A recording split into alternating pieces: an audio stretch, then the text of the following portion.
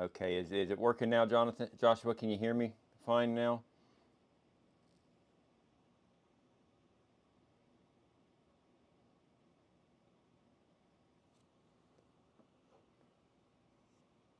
I think that's what I get for taking a couple weeks off and having everything unplugged and in boxes so I can do other things. Just surprised there wasn't an update to OBS when I went to open it this morning.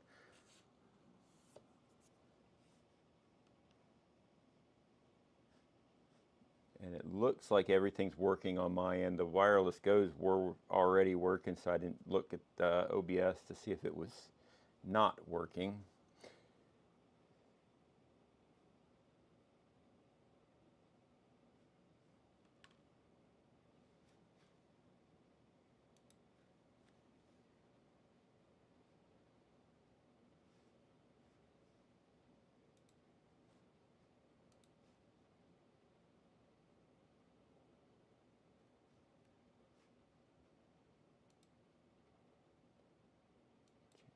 Okay, let's see if this tells me.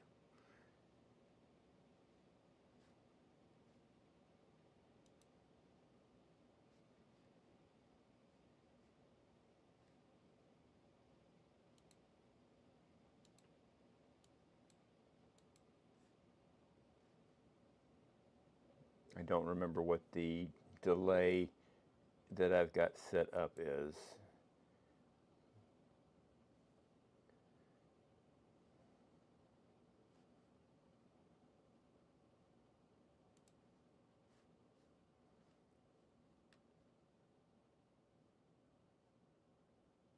Don't remember what the delay that I've got set up is. All right, well, it does seem to be working, so let me continue on. Like I said, I did say it at the beginning, but I guess nobody would have heard me. But just going to be a quick one.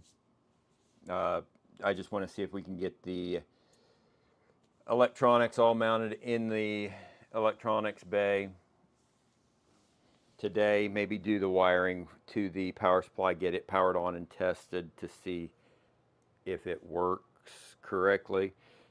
But you can kind of see how I am expecting to put it in here. Right now, I think that looks pretty good.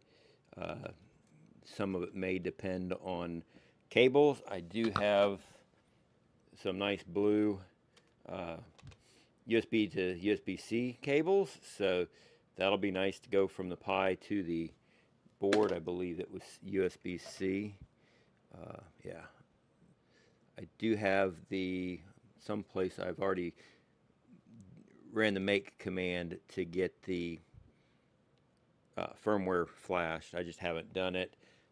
I did go through on all of my, I don't know if you can see it, there it is, all of my terminals for power.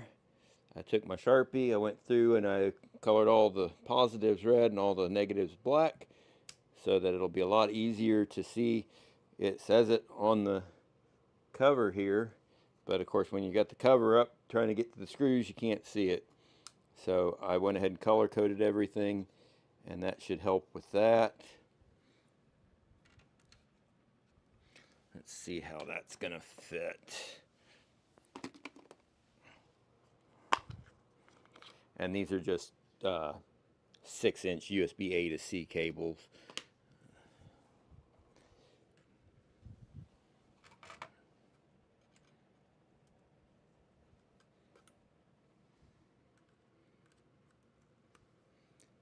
That should be fine there.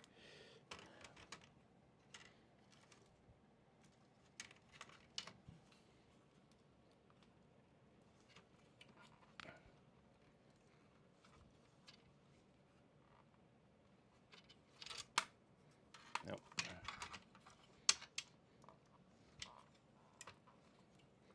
All right, so that one's on.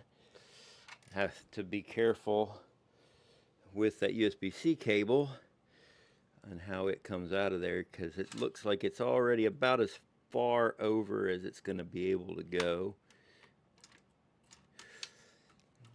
And then the same goes with this ribbon cable. It's going to have to go in here, so that I'm kind of limited on where the Pi can go.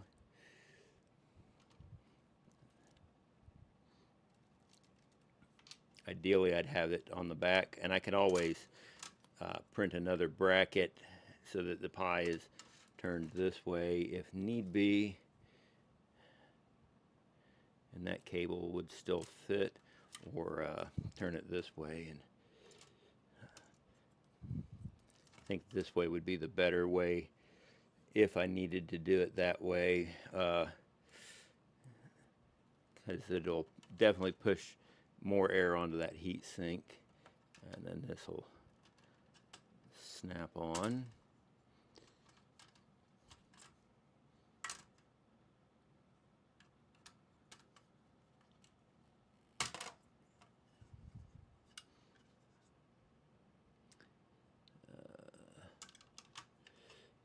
I think we'd be all right just kind of like that.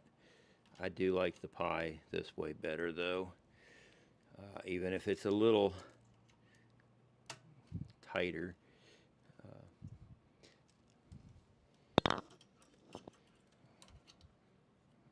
And it can slide over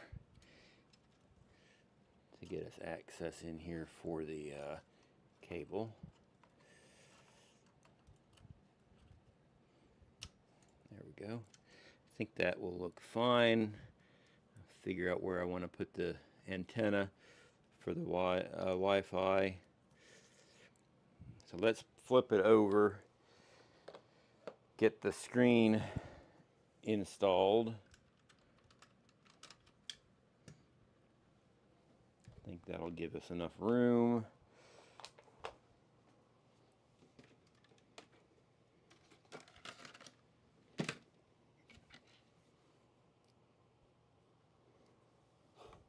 And it just uses M3x8 screws.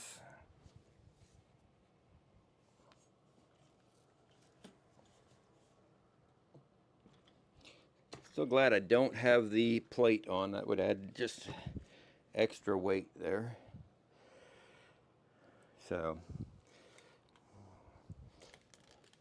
see if I can get more cable and not unplug this.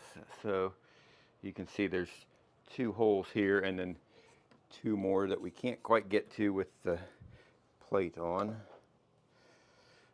See if I can just get these 2 in though.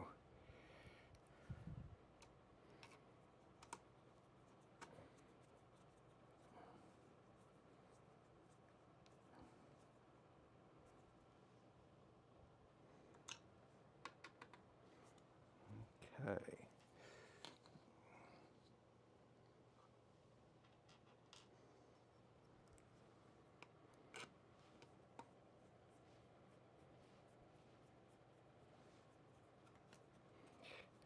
And it's just threading into plastic. This darker blue piece here is glued to the white piece, and these screws are just threading into that white piece. I did go ahead and VHB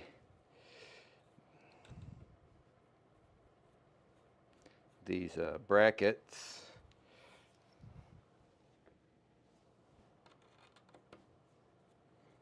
To the panel, so I don't have to worry about where am I putting these brackets when I take this thing off. With the inverted electronics, it won't need to come off very often, as I'll have access to the front on top of everything.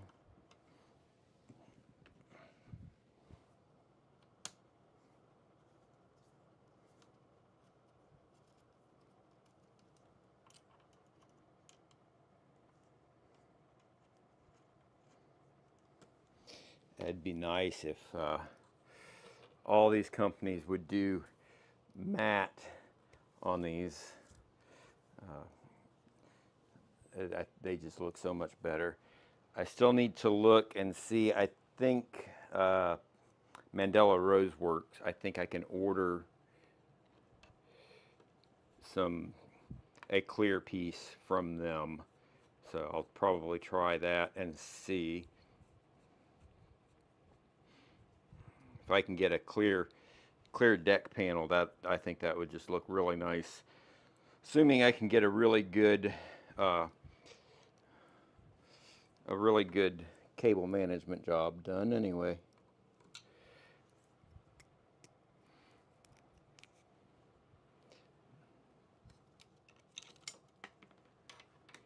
Yep.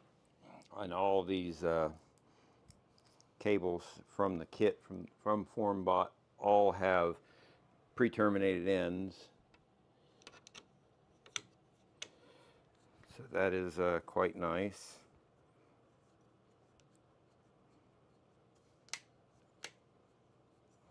Okay, there we go. So now the screen is screwed in nicely.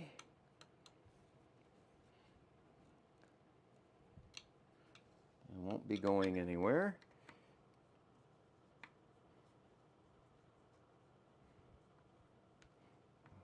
Flushes up this bezel.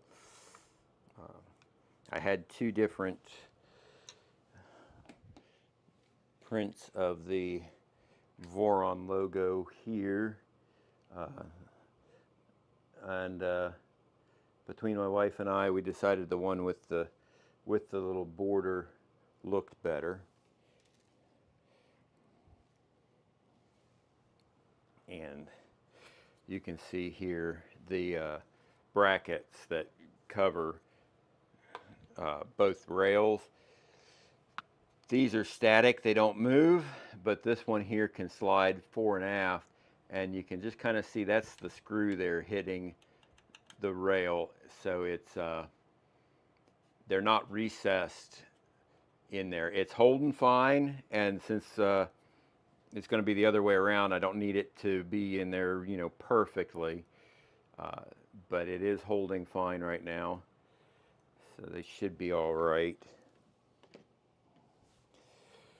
While we've got it upside down, let's get the end stop pod mounted. I think it's on that one. I see the missing screws, and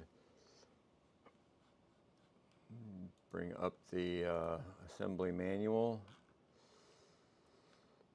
And I do not know for sure where it is in here.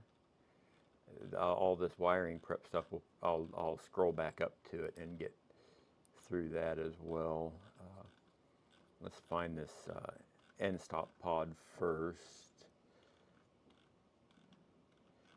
And you can see how they've got it from the manual from Voron. So I'm a little closer to that, I guess. It was so nice in my 350 2.4 because there was so much room in there with the 350. You know, an extra 100 millimeters makes a big difference. And these are showing M5 T-nuts and M5 by 10 to mount that. So when we get it flipped back over, I'll get that mounted. Since I'm going on both rails, I'm not going to use this piece.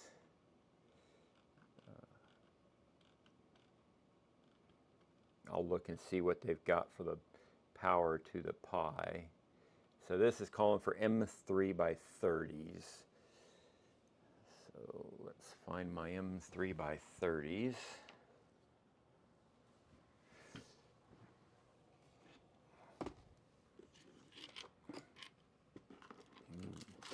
Not the most organized today. Everything's just been a blur from my vacation. This is the first time I've actually sat and even looked at any of this since we got back. Just once we got back last Tuesday, it was straight into work on Wednesday, and seemed like rush, and that was about it.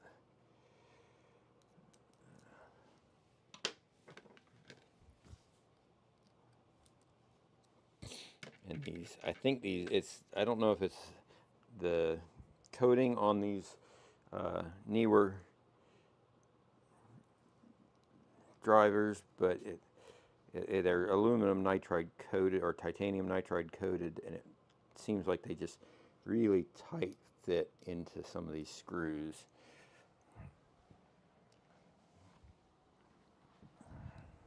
So this is going over here, and I believe it goes that way. Double check on the manual.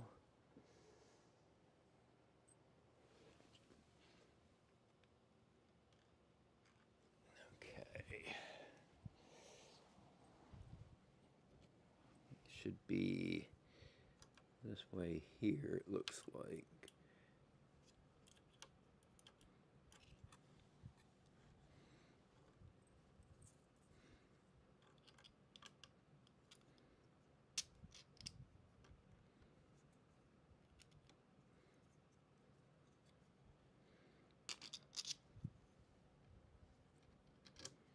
There we go.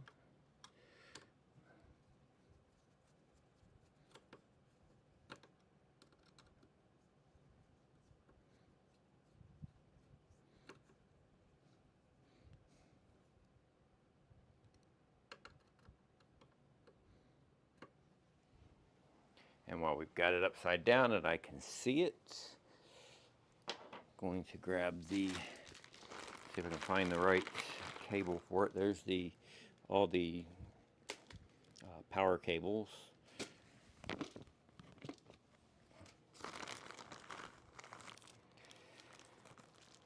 And I think I'm still trying to find, I can't find the thermistor that came with the hot end. I found the heater core, but I don't need it. I don't need the thermistor, but I am going to set up a chamber thermistor. I printed out a few of these pieces here to hold the chamber thermistor to one of the rails in the back. So I'm going to try that and see how it works. And at least these are all labeled, so this is fan. I don't know if you'll be able to see with the glare, but all the cables are nicely labeled.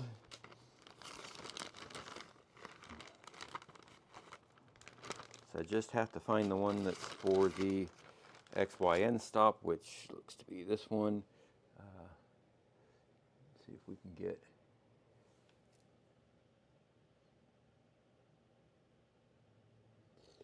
it to focus, maybe. Well, on the blue here, there's a printed shrink that you can just maybe barely see that says XYN stop. So let's get that plugged in. Since we've got it upside down, a whole lot easier to do it right now than it will be once we flip it back up. So there we go, and that's on nice. Double check with this one. And this is, of course, screwing into the carriage. All right, so we've got that. We don't need those.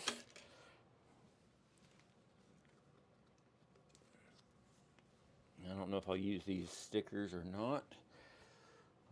So now we need to put the base back on.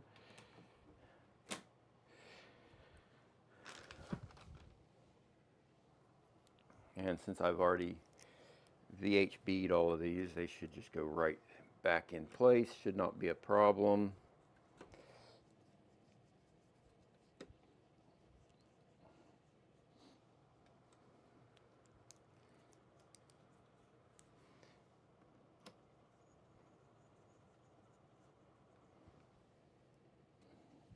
And these thread into heat sets that are in these here.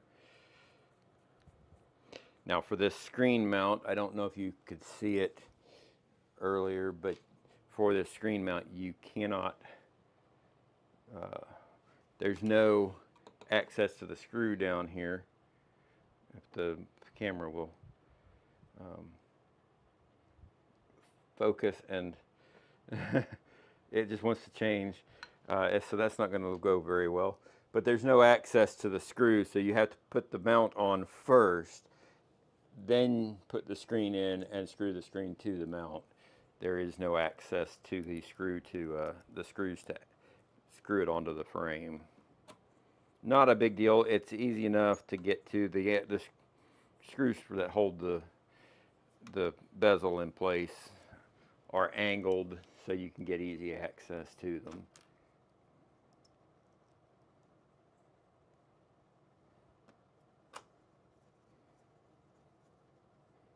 I'm going to have to remember that camera wants to flip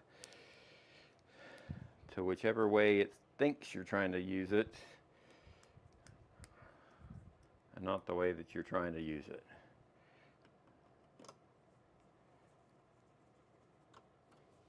All right, so those are all in. We've got the end stop pod in place back there.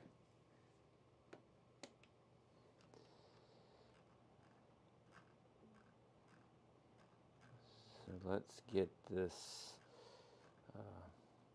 Wago piece in that needs the M5 T-nuts and the M5x10s.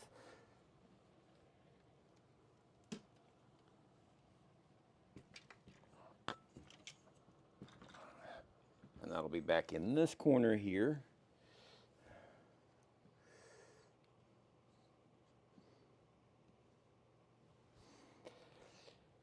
And that is this piece.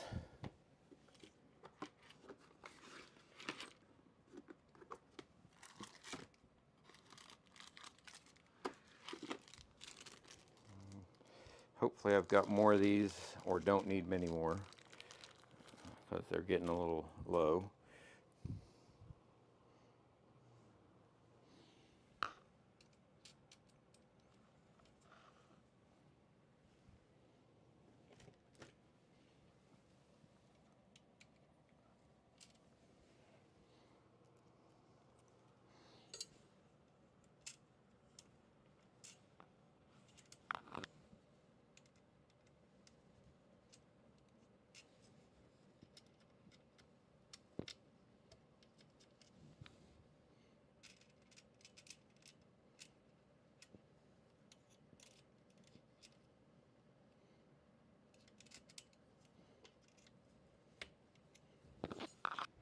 Okay.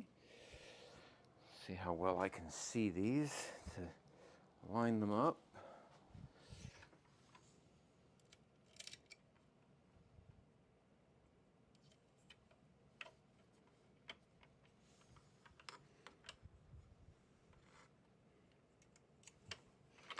Pretty close as it was.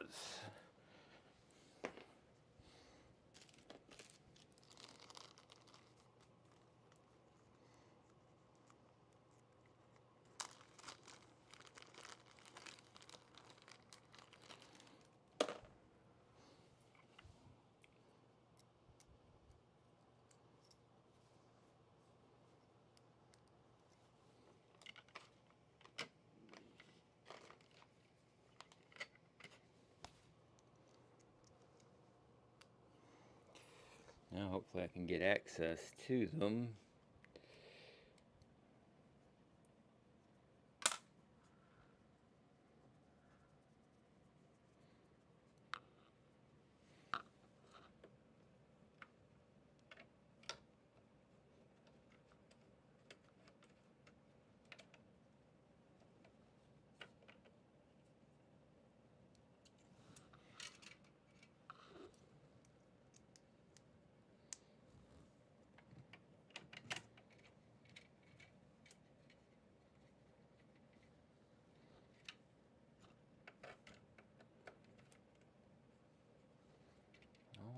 So that worked out good. Maybe I should have left the bottom off and gotten these AC parts put in.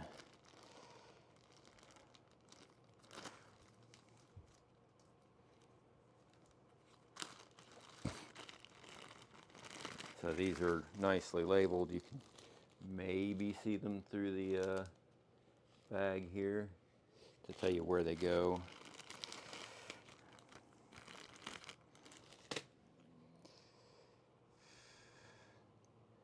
bed ground to Wago, power inlet to Wago, power inlet ground to Wago, 25, that might have to get moved, because don't think that one's going to reach, or I might just make a new one. Power inlet ground to Wago. And this bed ground to Wago goes up here. So 25 watt PSU, those are those two, and that one.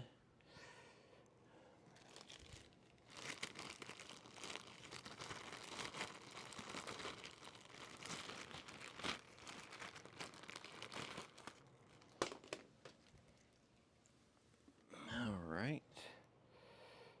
200 watt PSU to Wago.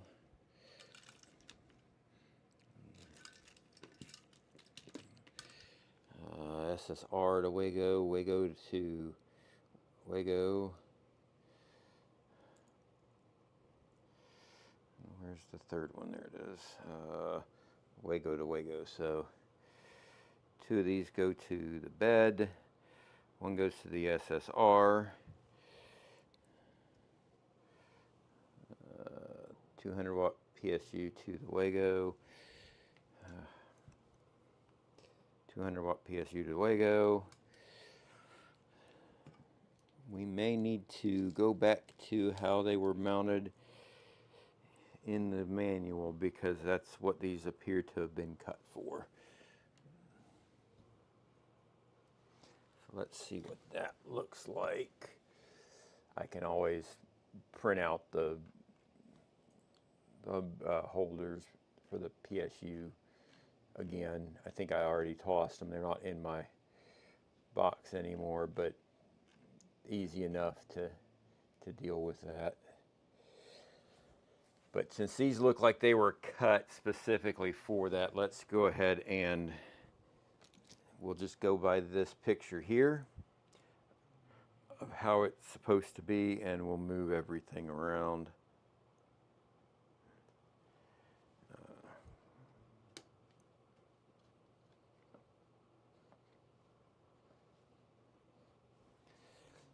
So this one should be easy enough to pop off. If I remember which side had the spring.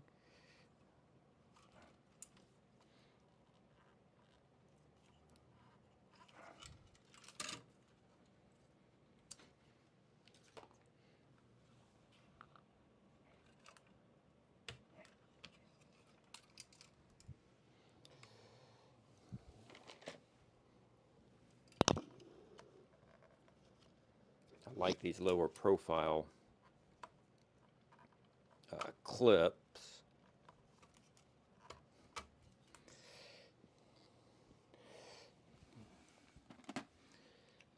But they don't, I don't think they line up quite right, so they're off a bit, so I can't use them.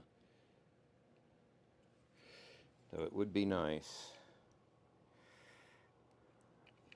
Let me try this one. Maybe I can get this one to work with it.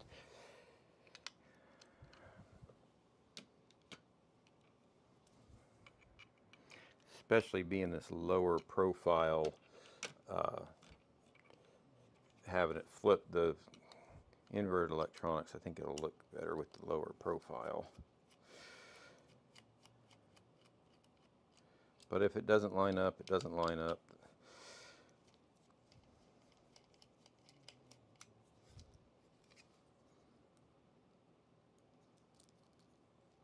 And actually this one looks like it might.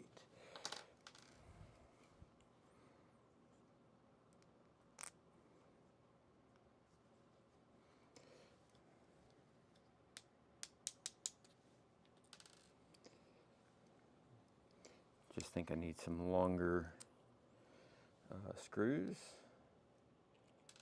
for it.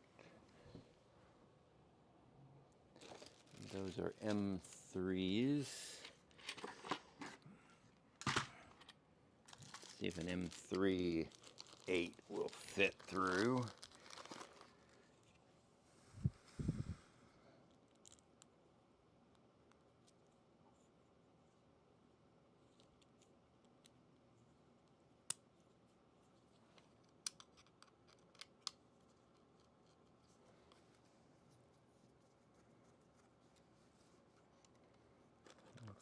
might.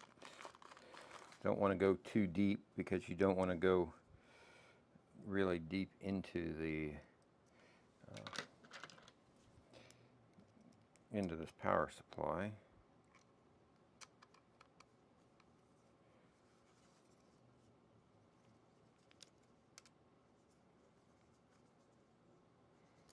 But there we go. That one fit on there. So we're going to go on this end. This needs to get turned.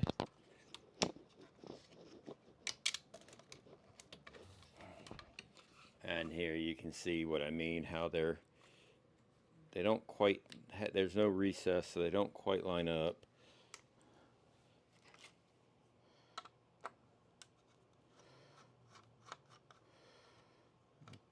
These, I believe, are M4s.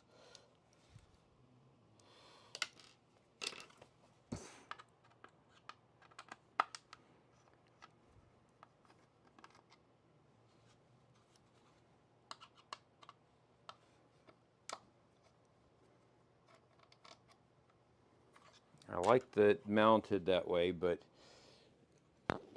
it'll just have to go this way, I guess. That might even be tight. Should be all right, though. Let's see.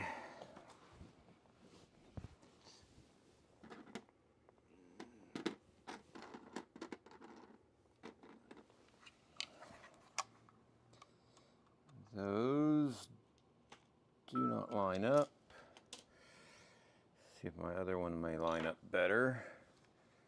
I've got a couple different versions of these printed.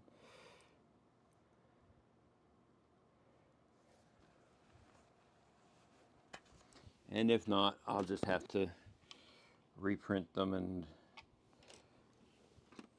I can get it in there for now.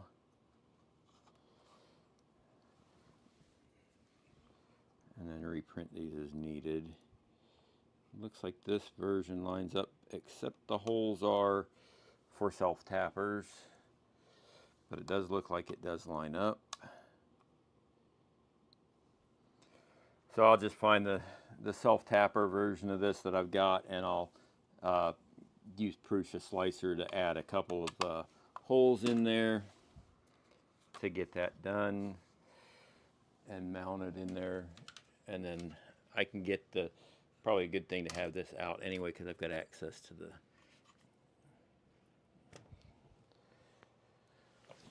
that anyway.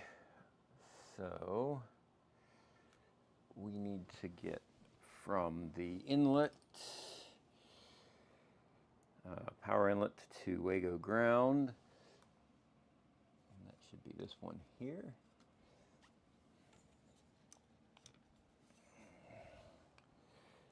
All right, this will be the bed ground.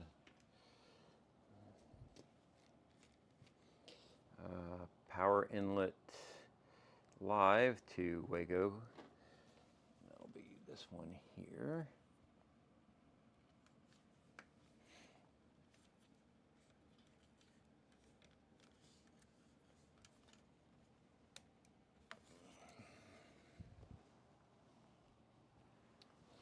And then power inlet neutral.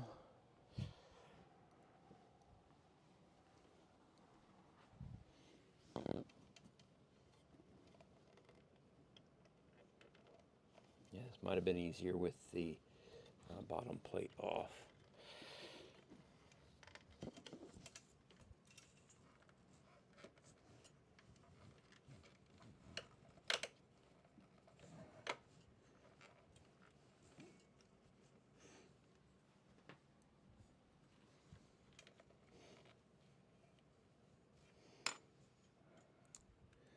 Let's go in here. Tug test. This one can go in here. And this one into here.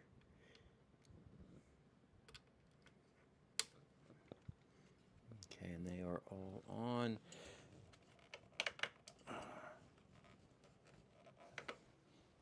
one seems not to be on correctly.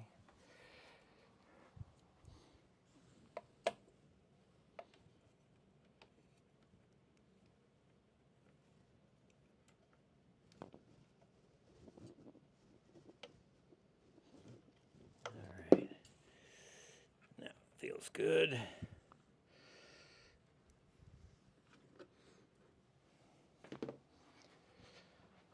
Okay.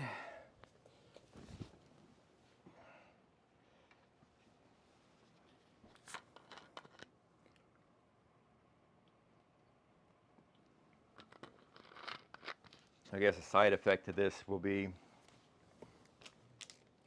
there will be more airflow hitting this as well.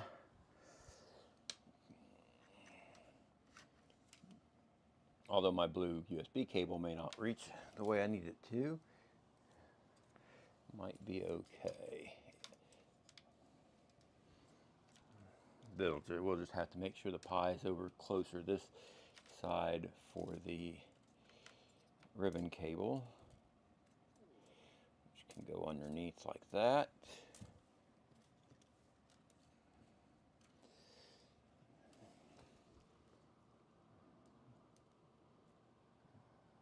That's facing the wrong way. That can be dealt with, I think.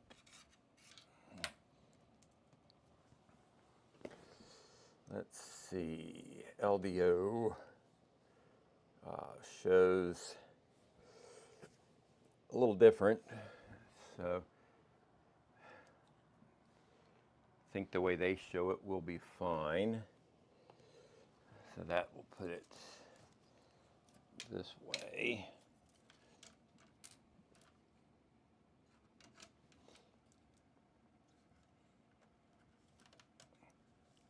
That.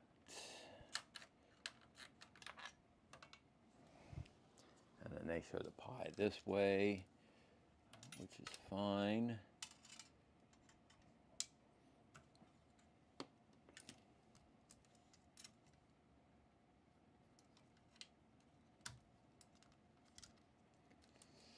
As long as we get the cable to reach. So those can reach to the fans. I may pull this bottom panel off again so I can route cables underneath it. LDO shows the pie this way, which works better for my ribbon cable here anyway.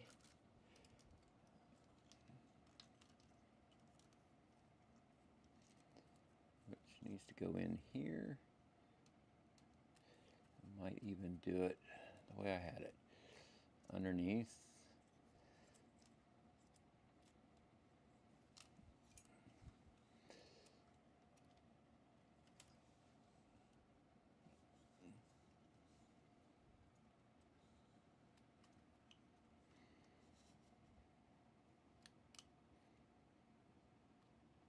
I do not have another SPI cable that's longer. I've got one of the same length.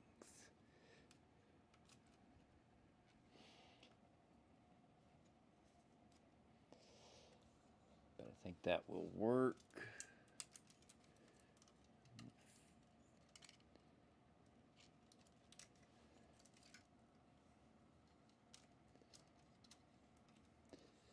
The fans are all over here. Let's see.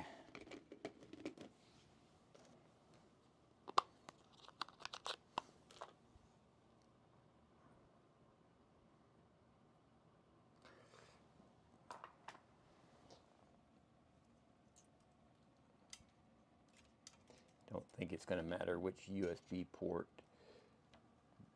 the pie plugs into for this.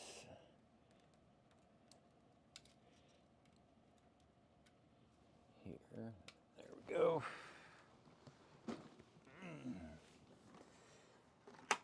Pull out my iFixit kit so I can get my driver for the power supply connections.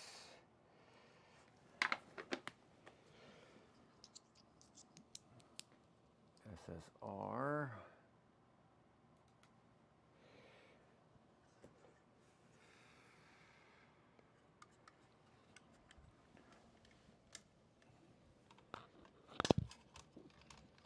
There we go.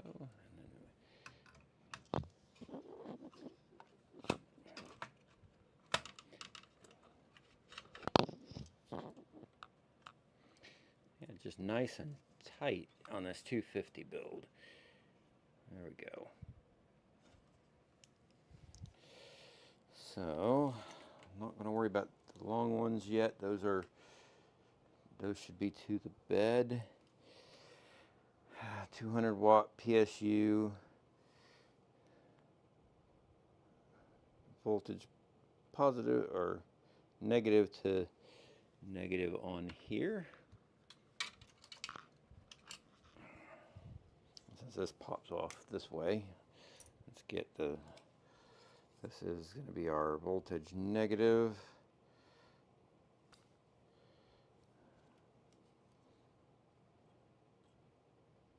This one shows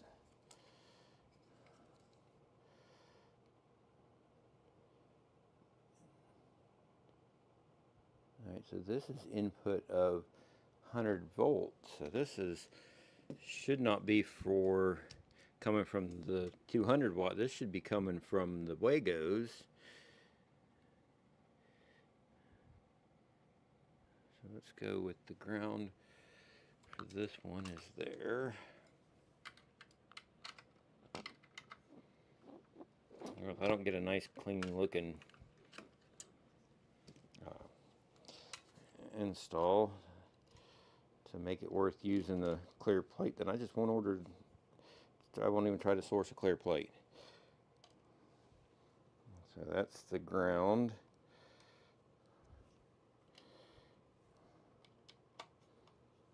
Get it in there.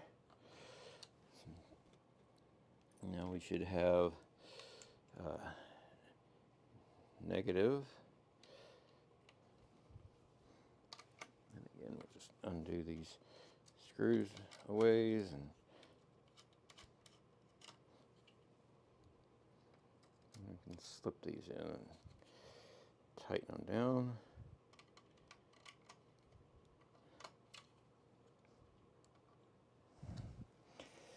One more. That's the SSR. 200 watt PSU to Wago.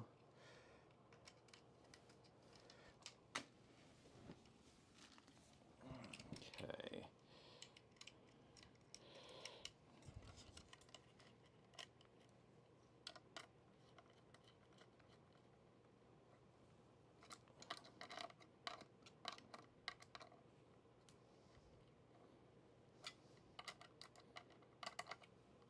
Just getting them a little straighter rather than having them in there crooked. So then those will go to the Wago mounts up here.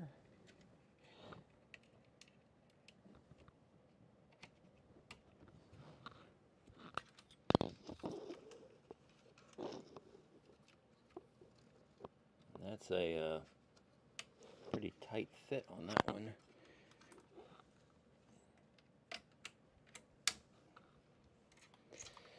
Alright, well, I'm not going to worry about them right now because I still need to print out the clamps to hold it into.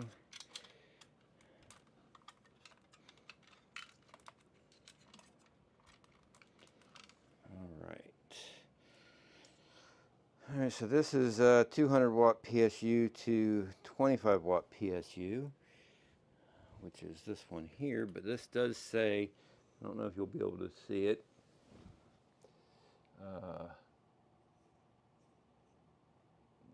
it doesn't look like it's coming through very well, but maybe there. So that says 100 to 240 volt AC is the input power. See if I've got another of the same model, and it's 100 watt or 100 to 240 volt AC input power. And then the output power is, of course, 5 volt for the Raspberry Pi or Pi alternative. So that, I might have to figure out another way to go. All right.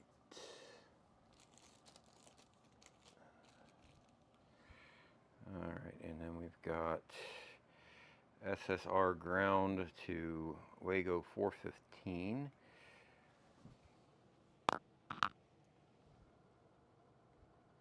Not quite sure where that one's at.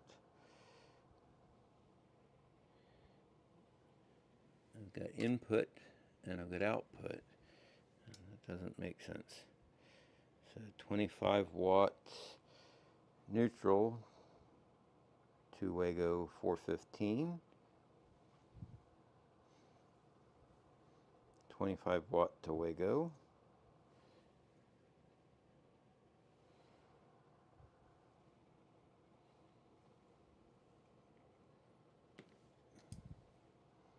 And 25 watt to Wago. So that would be this one here. Those are definitely not long enough to reach from here to there.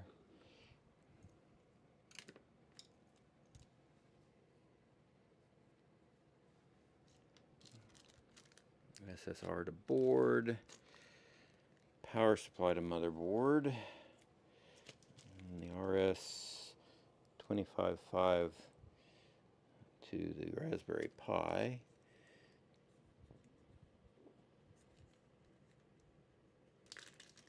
I wonder, on my salad fork, I've got 2-wire like this running to it, and it's not, I'm getting drops.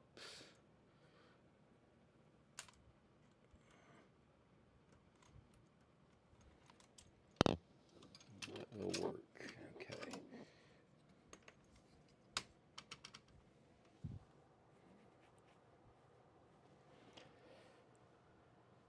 Alright, so that can snap. That is snapped in. Let's slide it over.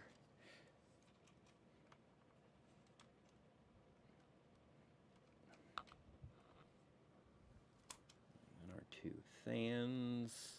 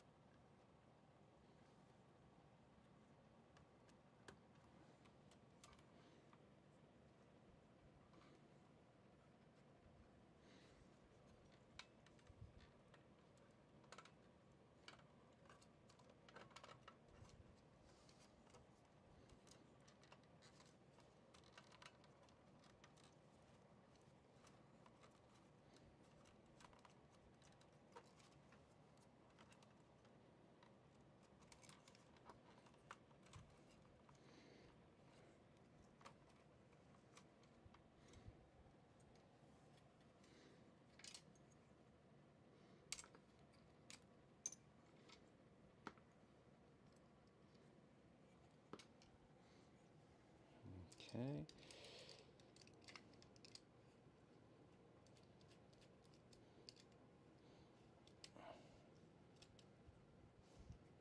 I want to test this first anyway. Same with the other power supply.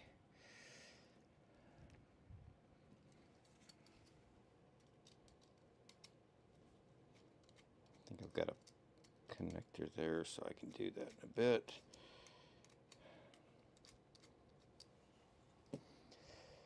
I'm going to probably have to get some longer cabling for this to reach.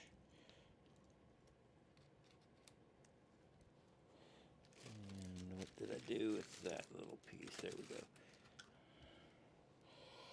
So that snaps on tight there, and then this should, no, this won't fit.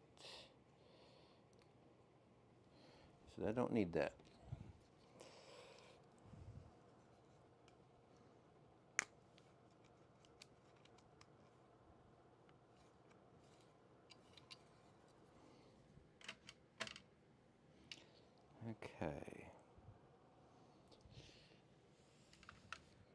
get those started printing, and then I'll get it mounted. Motherboard to power supply.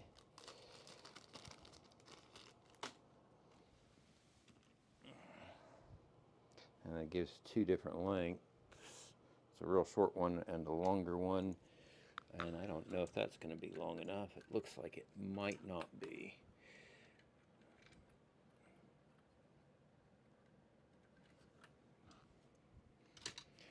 All right. Well, I think that's going to be the layout. I may need to create longer ones of these just so they can go underneath and reach to the power, because it does not look like they're going to be long enough.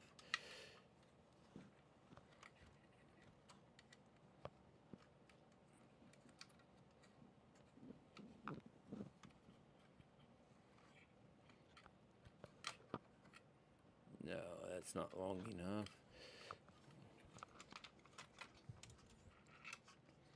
So that won't work that way. Let's get this.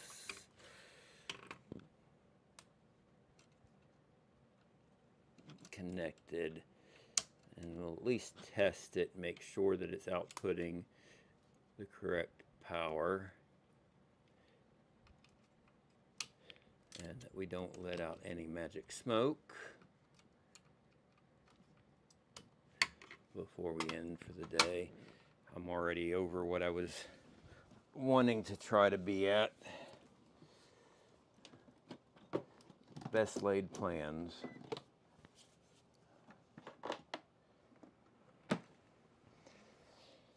All right.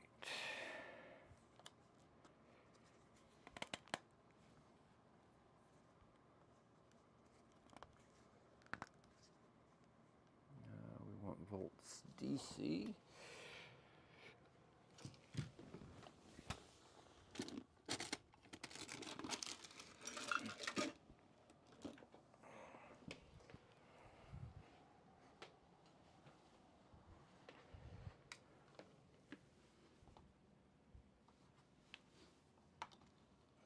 Okay.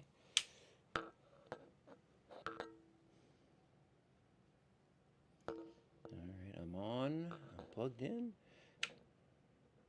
And I've got no light.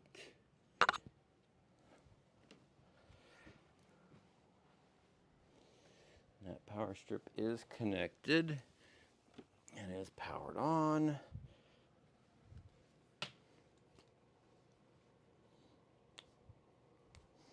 Go to voltage AC.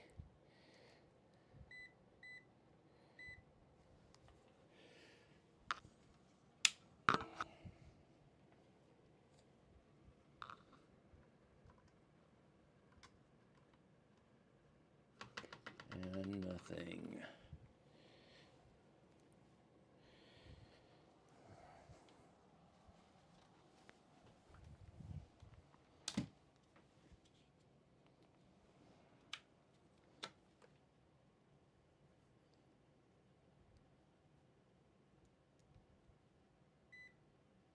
And I do have power coming in.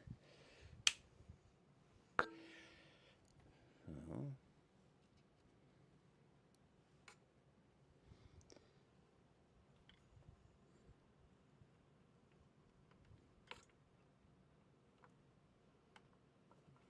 do not like doing this.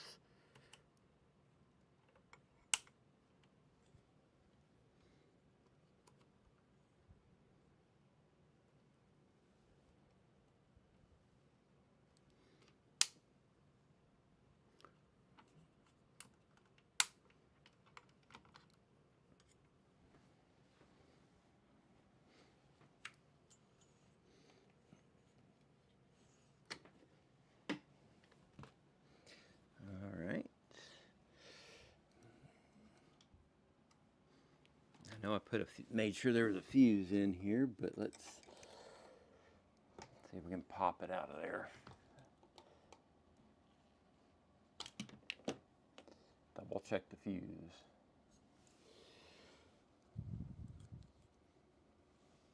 And the fuse is good. I know I've got power coming in through the line.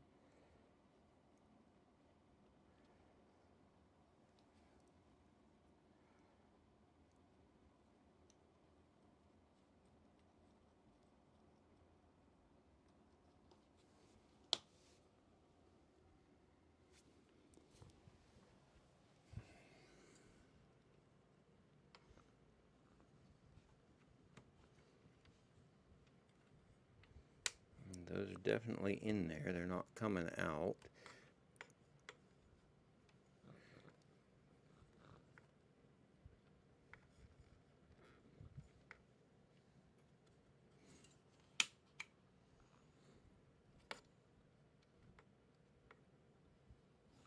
And since the fuse didn't short, I would expect that it's not shorted since the fuse didn't break.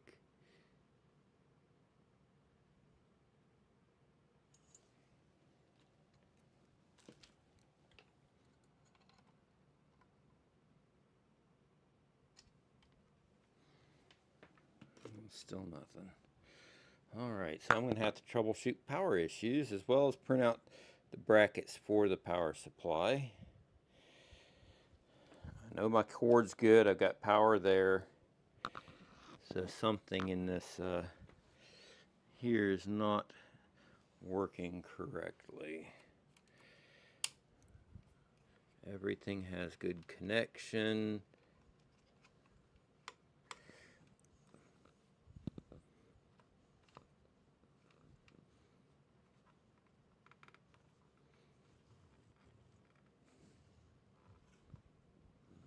That one's loose.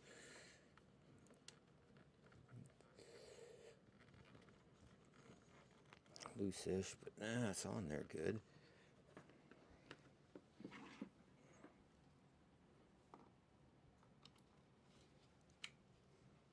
Oh, there we go. Now I've got a light and volts AC.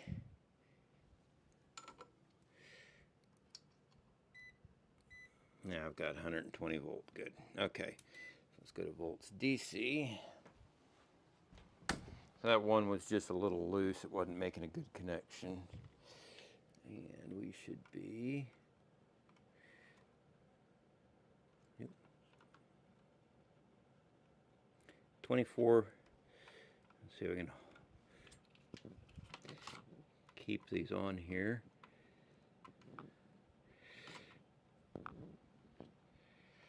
And show, I don't know if you can see it, 2414. So we're good on power there. Let's connect up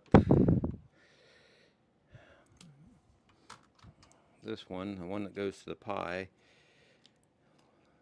I want to make sure it is correct.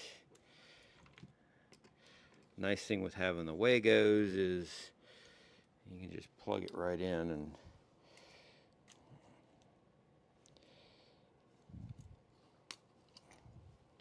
that makes it a lot easier.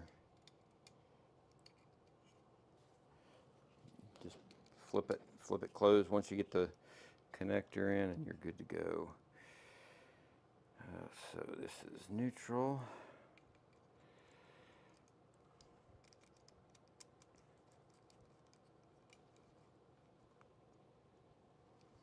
And one more will be live.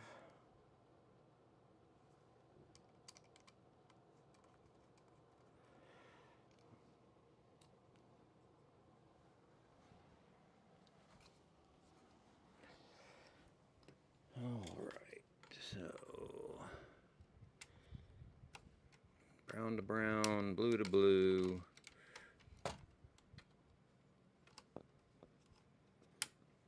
And green yellow to green yellow.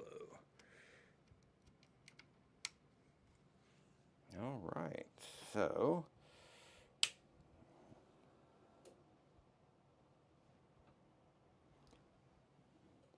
something did not like it. I have no light on there.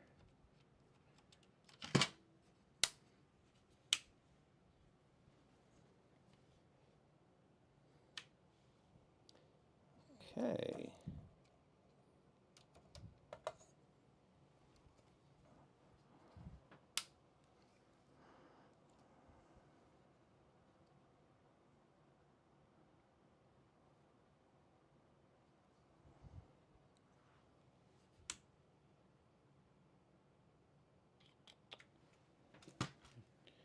I wonder if I popped the fuse, because now I've got no lights.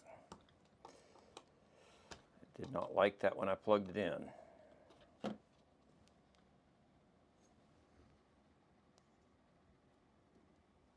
Yeah, blew the fuse.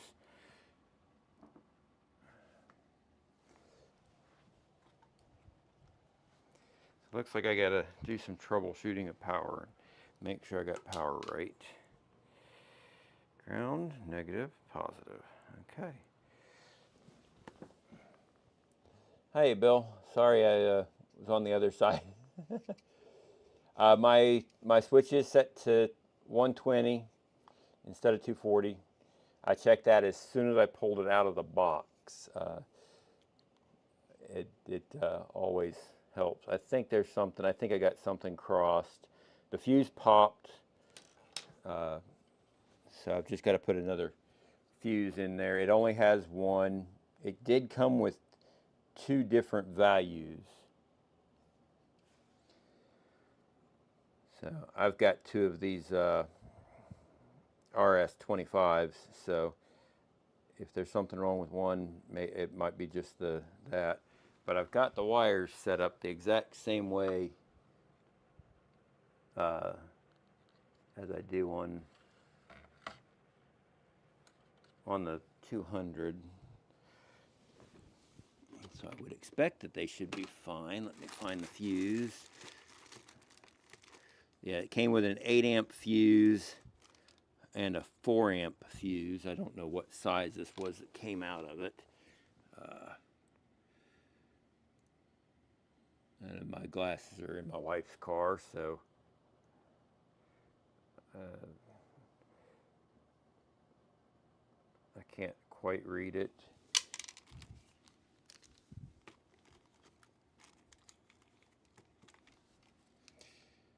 But the filament inside looked more like the 8 amp than the 4. So let's put an 8 amp in, make sure my 200 watt is working.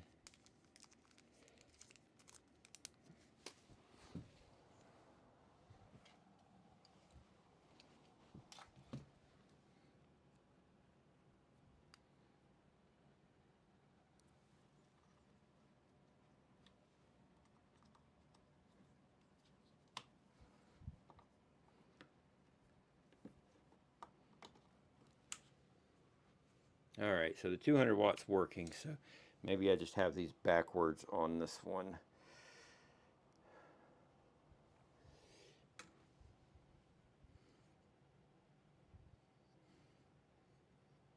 I know that the 200 watt is working and it's at the right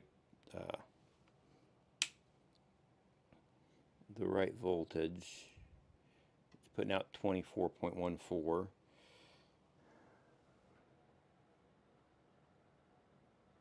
Oh, I see what the problem is. I probably fried this. I did put them in the same way. The problem is they're flipped on this one. This on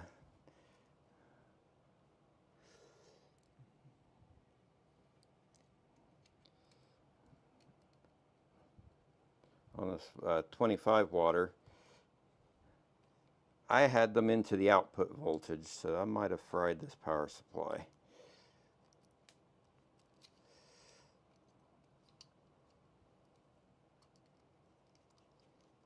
If I did, I've got another one.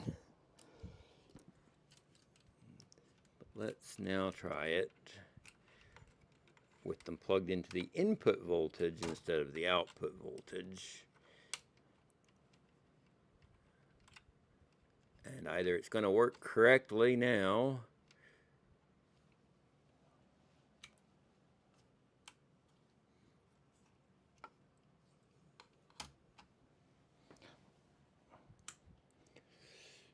or I fried that power supply, one of the two.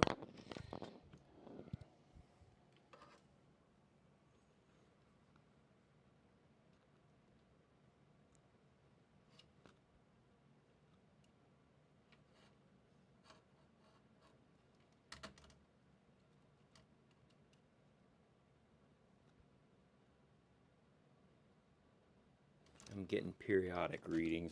It's not stable. Let's try the other power supply.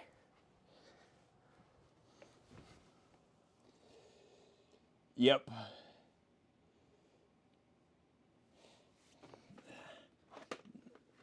Well, I never use this other one, so at least I've got a backup. On the 2.4, I'm running off of the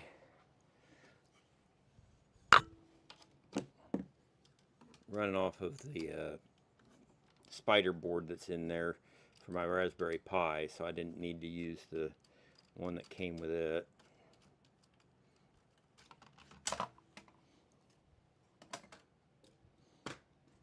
That was my fault. I didn't pay attention.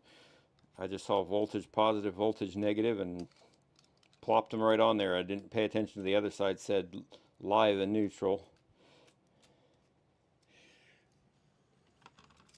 The ground was the easy one to see because it's marked ground.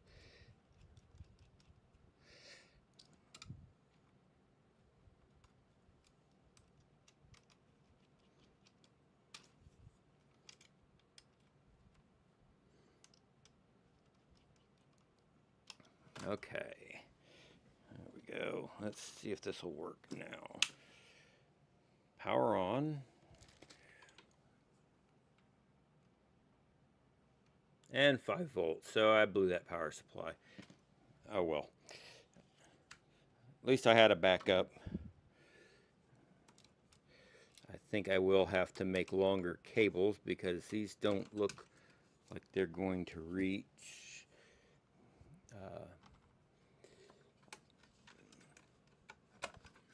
Maybe if I do it this way, it will. Might be able to get that one this end.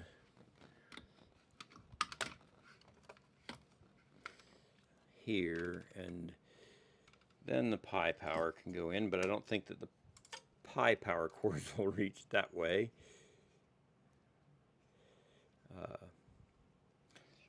This may take a little more time to try to figure out how best to situate these in here. I should have done that last week instead. But I think that one will be fine there. And then these here, they say from the Wago to the 25 watt, but yeah, that's not going to reach. Those are way too short for anything. But even there, the power from the power supply to the main board looks like it's too short. This may be able to be flipped around though. So that might work. But I think, let's kill that. I still have to do a bunch of crimps. Just last couple of weeks have just been a blur, just flying by and nothing getting done. Yeah, exactly, Bill. At least it was the cheap one. I do have the Octopus in here, so I can run the Pi off of it, and that might be an option. Couple of crimps, that'd be quick and easy. I think I might even have a pre-crimped cable specifically for that.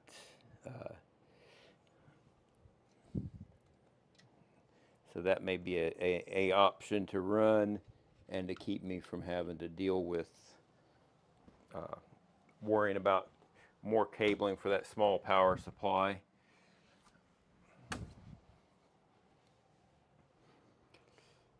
And it'd clean it up a little bit, then there'd only be the SSR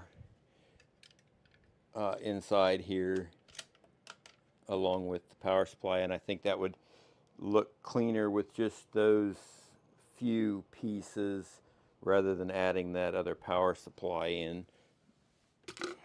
So we'll figure that out. And then my nice blue sleeved USB cables may not be long enough either to reach.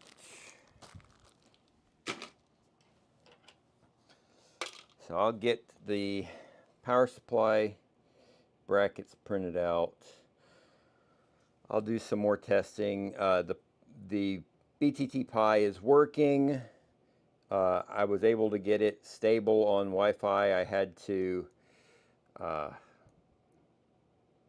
had to delete the entry on my Ubiquiti Dream Machine Pro and then set it to 2.4 gigahertz only. Once it connected, I was able to re-enable my 5 gigahertz band, and I haven't had any problems since. So it seems to be stable.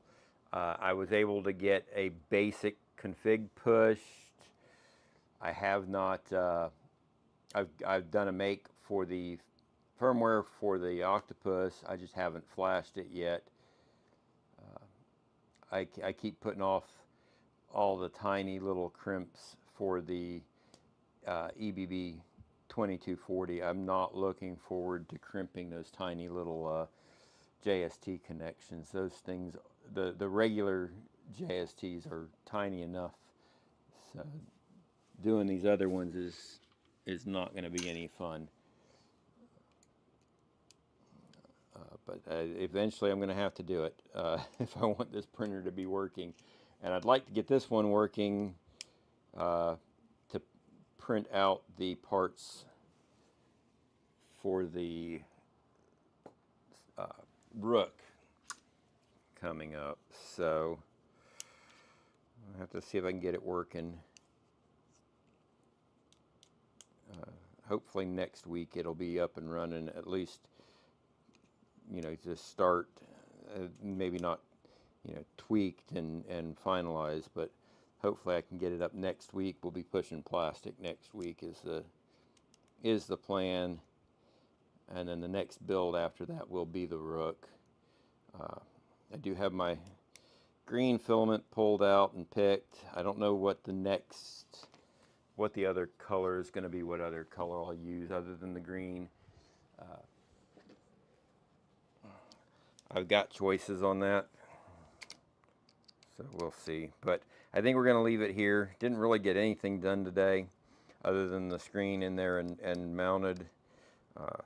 I guess I could run a cable to the Pi for power and make sure everything is working on that and the screen still, if my power supply cable will reach.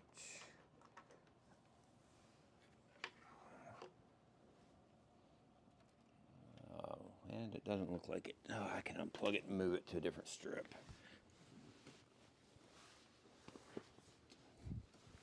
I really need more space.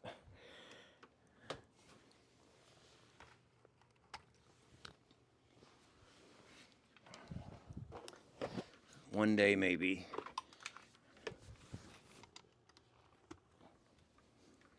All right, and this is just one of the Raspberry Pi Foundation power supplies. It's nothing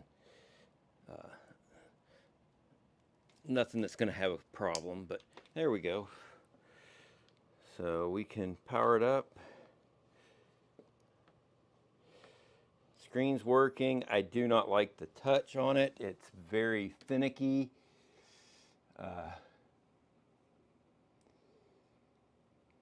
Hi, Bonnie.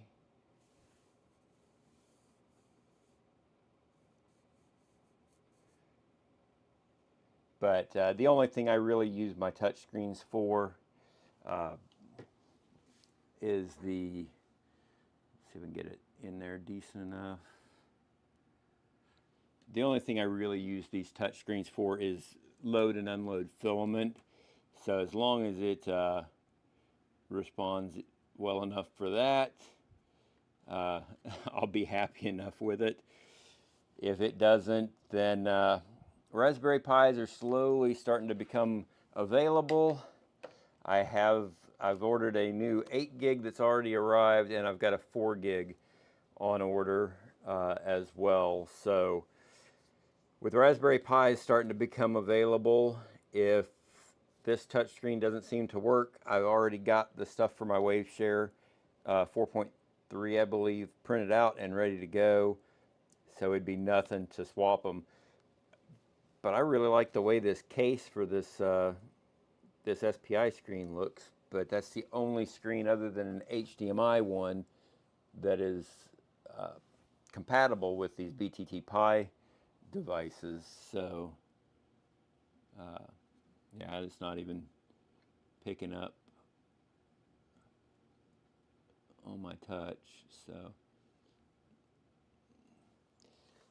but it is, let's see if I can get that on there.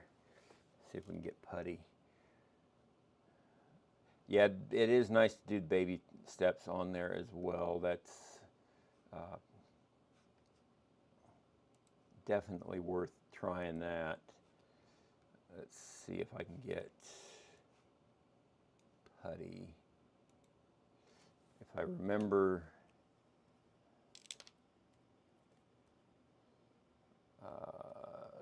246, I think is what IP I gave it. Or not.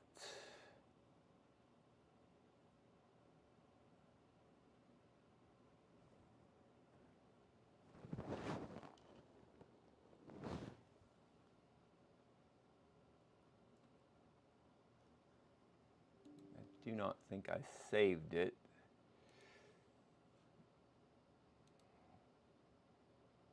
Two 48, two.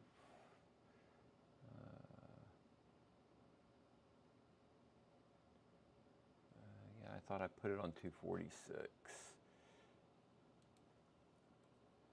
Try 245 maybe.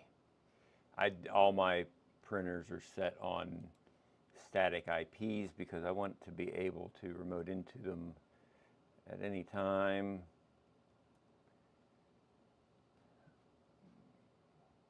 Or maybe it's going to decide not to work today. It has been off for a while, so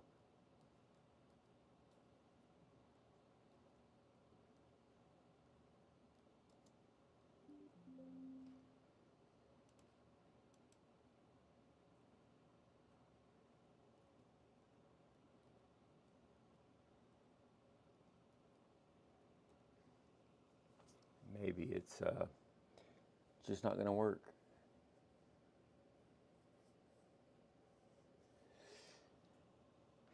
Yeah, it'd be nice to get away from all of the SD cards.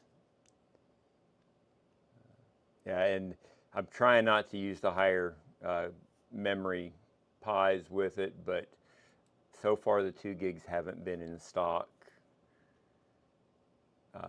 I was able to catch a 4 gig and an 8 gig, 4 gig this week and an 8 gig last week.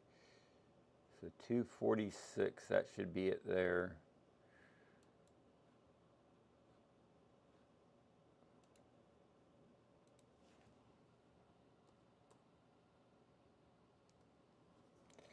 And in order to get it all set up, I had to run power to it, or run Ethernet to it.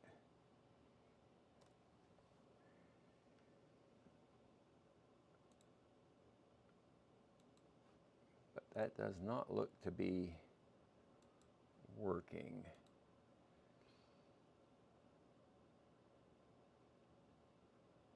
I also thought I had named it before. So I've named like the Salad Fork and the V0 are named in the Ubiquiti dashboard. So now I guess I'm going to have to figure out what's going on with that as well. So I think we'll leave it there for the day. It's already 2 o'clock here.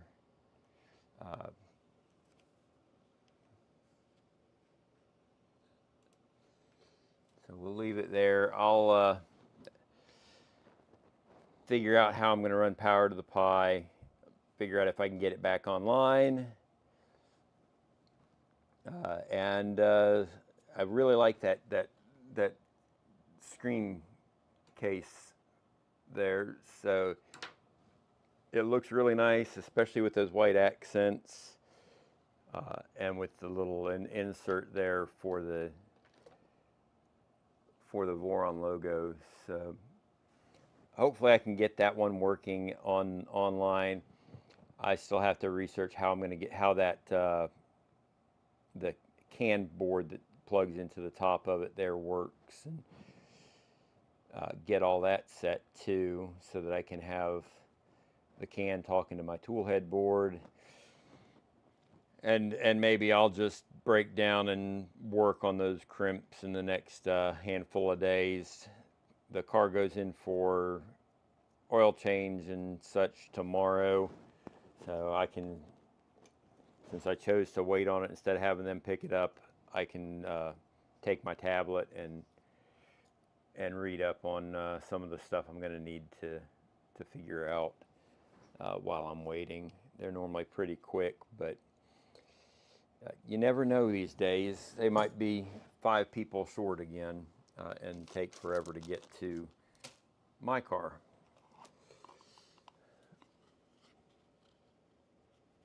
I do not have Angry IP installed. I probably should, at least on my main desktop and my laptop. It's, like you said, it's a nice tool. Normally I just pop open the Ubiquiti dashboard. It's got everything laid out nice and neat for me. So yeah, I just normally grab it that way. But sometimes things don't show up as quick as you want them to that way.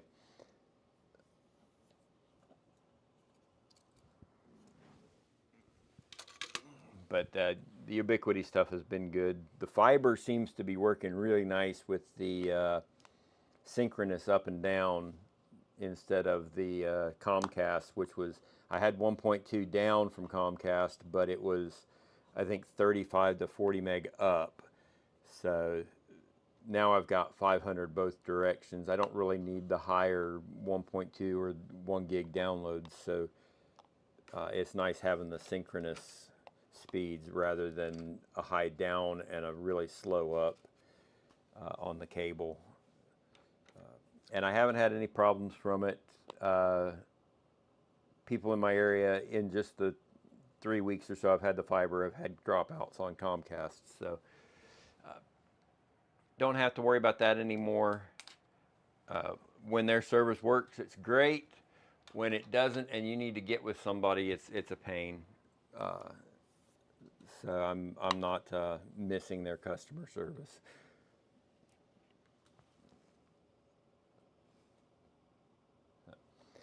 We'll leave it there for the day. Okay. I actually use my Ubiquiti for my DHCP, but I have, you might have seen the Pi-hole in my PuTTY list, but I actually use AdGuard, and it's full ad blocking, and it's also my DNS. I don't use the ISP's DNS. Thank you, Grant. That blue's been really nice. That is Prushiment. I don't remember the name. It's their dark blue ASA, and the white is their white ASA from Prushiment. I don't even remember. I think they had a sale going on months ago, and I picked up some of those. The upcoming Rook, I wanted to go a little different, and that's going to be this bright green Polymaker for the Rook, at least for the primary. I'll probably do black for the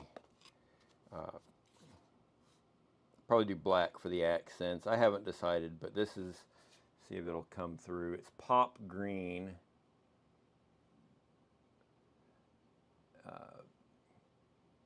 There we go. Polylite ASA pop green is what this is, and that'll be what I put the what I do the rook in, and it's a brighter green than what it's coming through on this stream cam. See if I've got the Prusament is Prusament Sapphire Blue, and again, yeah, there we go. So that's even coming through really nice. And yeah, this I really like it, and it's similar but not the same to the dark blue that I used on the salad fork, which is Polymaker ABS, and that's, I mean, they're similar, but the Prusament is darker for sure, and this is the Polylite, just blue, just plain blue is all they call it. If I can get it to focus, there it goes. So I've been happy with both blues. I did not realize they were going to be so close when I'd ordered the Prusament after printing out the salad fork, but they're not real close. They're similar, but not that close. So I've had them side by side, and it's very easy to tell which is which.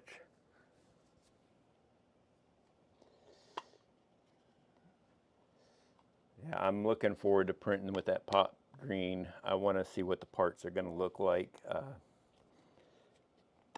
I'm ready to get this one done. But I'm trying to make sure I do it on streams rather than just blasting through it like I normally would, or like I did with my 2.4 or my Prusa.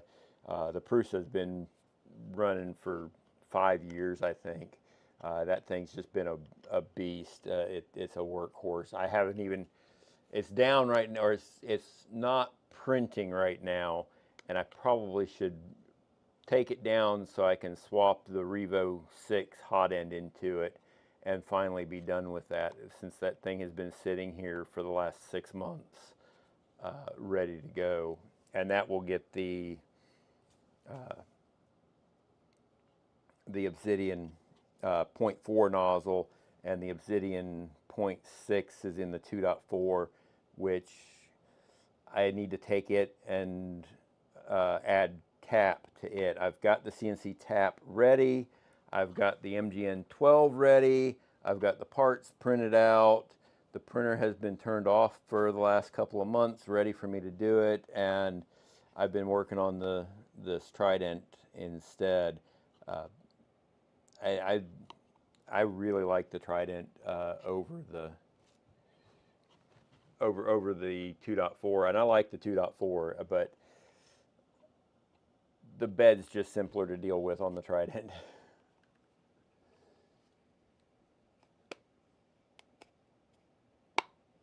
How do you like the Revo in your Mark III? Hi, Nuno. How are you today?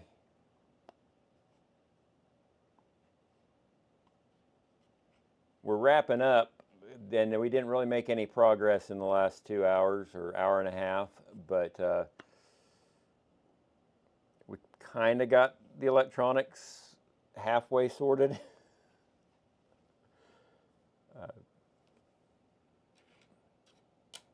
I've got to print some parts so I can redo how the orientation on the power supply is going to sit,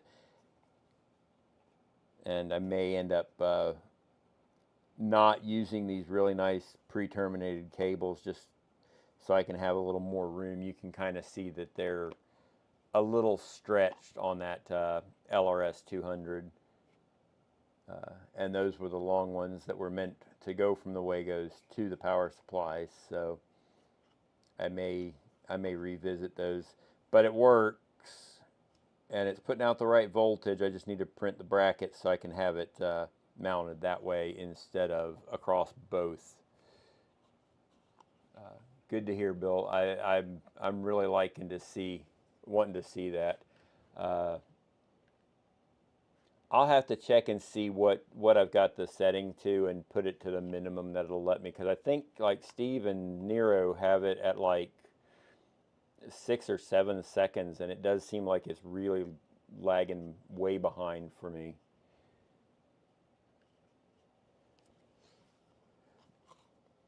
The inverted electronics I think looks good, and even on the 250, that these once you get the bed in there, that thing is, it's a, big cube to try to flip over if you got to work on the electronics. Just being able to pop that panel off and get to it is going to be so nice. I mean, that's one of the things that's been keeping me from doing any work on my 2.4 is I'm going to have to get to the electronics to switch, cables out and things. And that's a 350 cube, and it's big and heavy. it's not fun to have to manhandle it around to get it flipped over so you can work on the electronic stuff. I don't even have the bottom cover on because it's such a pain to get to it that I didn't want to have to deal with that bottom cover, putting it on and taking it off once I got it flipped over. Plus that, you add that heavy bed on the bottom. It's just the inverted electronics just makes so much sense. And maybe I still haven't decided, but if I can get it looking nice enough and clean enough, I'm going to hit up Mandela Roseworks and see if I can get them to custom cut a clear bottom panel so we can see the electronics at all times without having to pop that panel off. I don't want to leave that open and then you get plastic bits and pieces and threads falling down onto your electronics. But if I can get it nice and clean and neat in there, I'm definitely going to look into a clear bottom panel. I don't have a way to cut it myself, but Mandela Roseworks, I'm sure, can do it for me. Ew. Yeah, I haven't weighed my 2.4, but yeah, it's probably every bit of 50 pounds, 45, 50 pounds at least. And I don't have the nice Mandela Roseworks bed. Maybe they'll, maybe in an upcoming revision to the Trident, they'll make the inverted electronics stock instead of a option. It is definitely a much nicer way to do it. I don't really, other than getting to like the mains power stuff and getting those spade connectors on, I haven't seen any negative to it, and that I could have done before I put everything together, and that would have made that just as easy. So, and they can be a pain even when you've got the normal electronics anyway, because stuff can be in the way there. So I don't see any real downside to the inverted electronics. So yeah, hopefully they'll make that, get us a nice, I know I've seen them, I haven't looked at them too much, where they've got little prop rods and such to hold that bed up.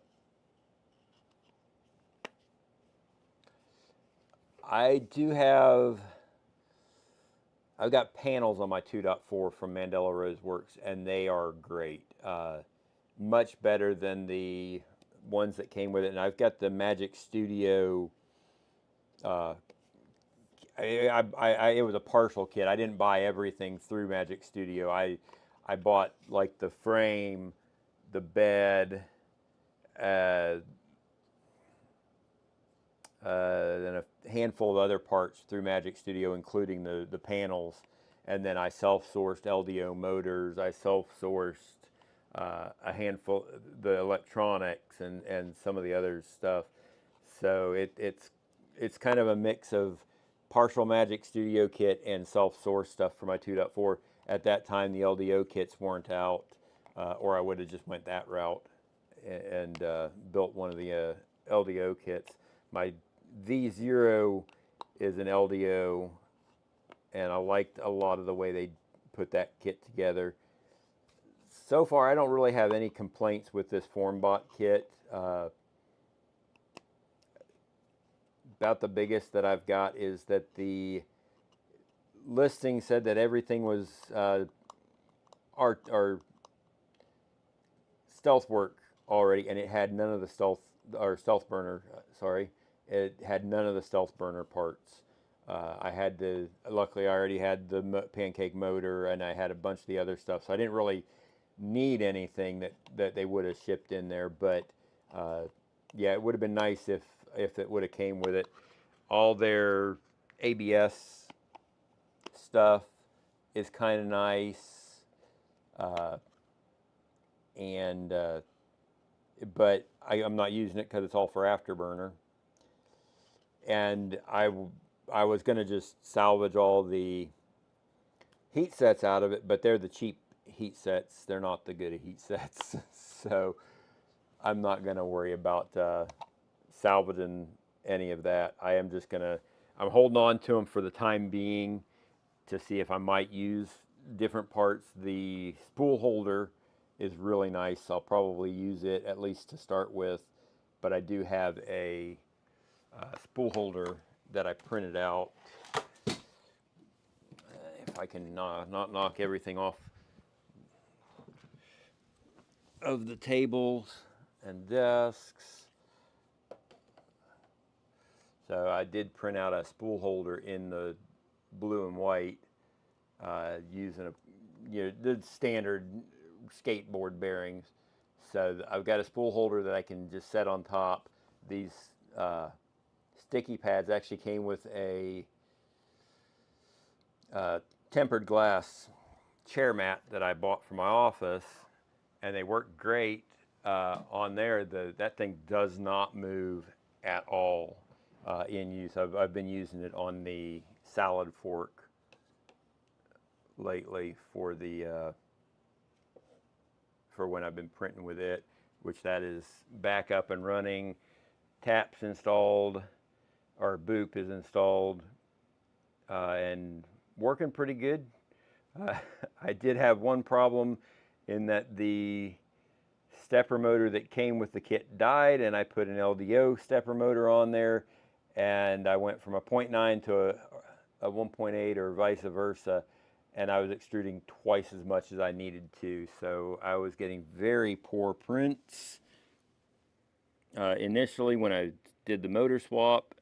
But once I realized what it was a quick, easy fix, and it's now printing just fine and no problems from it. I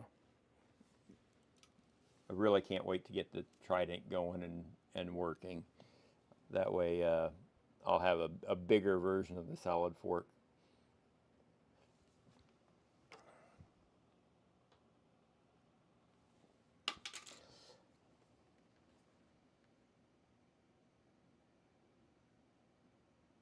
Yeah, the official ones are not bad.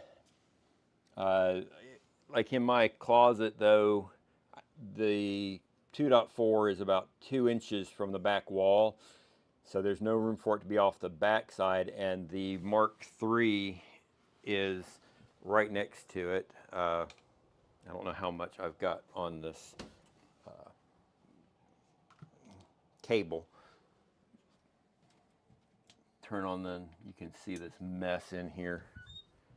So yeah, there's no room to hang it off the side.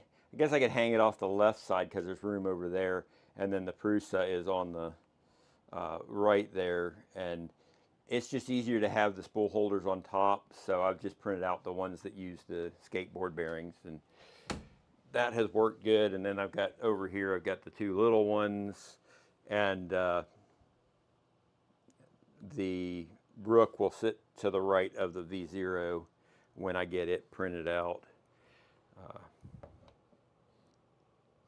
and built. Then I'm going to have too many printers, and I've got friends that might want one.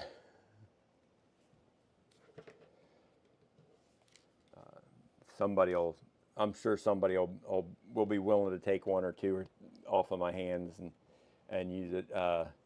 One of the guys I work with, I printed out some cosplay parts for his wife and himself, and I'm sure he would love to have a printer of his own. So I might work something with him and get rid of one. I've still got my Prusa XL pre-order as well. They did let me know that it was ready, but I decided I'm going to wait and do the 5 tool head. I've got enough in the right now on my plate that I'm not worried about waiting for it.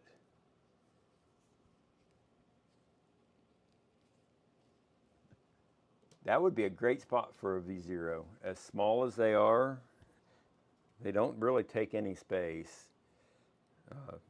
I do have to print out some more of the 0.2 parts because the 0.2 top hat and the 0.1 motor mounts do not quite work right together. That sits up in the back, but it gets plenty warm in there. I watched the temperature in the chamber during a few prints, and that little gap is not hurting it at all. So that's nice.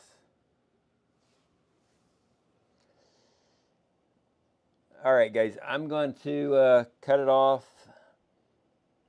and I've got a lot to get done around here still. So I will get. I'm thinking this later stream works a little better for me too. So I think I'm going to get start working around noon 12:30 time frame for them. They work well. My wife is working till 2 o'clock, 2:30ish. So if I can go 2 to 3 hours, that'll work out really well and get me done by the time she gets home, but I'll still have time in the morning to get other things done before streaming.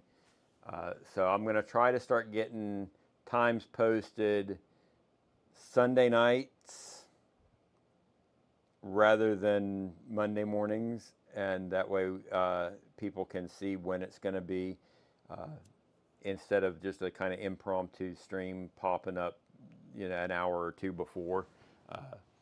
It's nice to at least have a little bit of notice for everybody, I'm sure, and you can plan your day around it. Y'all have a great day. I'll try to be on Taylor's stream tomorrow. I work Wednesday through Saturday, so I don't know if I'll make Daniel's stream Wednesday or not. But everybody have a great day, and I'll see you guys later, probably on Steve or Taylor's streams. Y'all have a good one.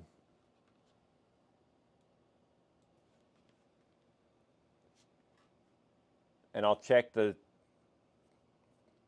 settings for the chat to see if we can maybe get them a little less delayed. Have a good one, everybody.